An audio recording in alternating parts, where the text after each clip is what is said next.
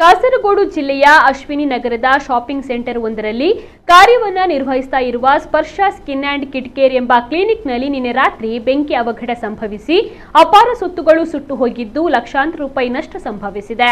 Doctor Gopalakrishna ಮತ್ತು ಪತ್ನಿ doctor Sudha Bhat ಅವರಿಬ್ಬರು ಸೇರಿ ನಡೆಸ್ತಾ ಇರುವಂತಹ ಕ್ಲಿನಿಕ್ನಲ್ಲಿ ಈ ಅಗ್ನಿ ದುರಂತ ಘಟಿಸಿದ್ದು ಎಸಿ, ಫ್ರಿಡ್ಜ್, ಕಂಪ್ಯೂಟರ್ ಸಿಸ್ಟಮ್, ಪೀಠೋಪಕರಣಗಳು, ವೈದ್ಯಕೀಯ ಉಪಕರಣಗಳು, ಔಷಧಿಗಳು ಸೇರಿದಂತೆ ಎಲ್ಲಾ ವಸ್ತುಗಳು ಬೆಂಕಿಗೆ ಆಹುತಿಯಾಗಿ ಸುಮಾರು 25 ಲಕ್ಷ ರೂಪಾಯಿ ಹಾನಿ ಸಂಭವಿಸಿದೆ ಎಂದು ಅಂದಾಜಿಸಲಾಗಿದೆ.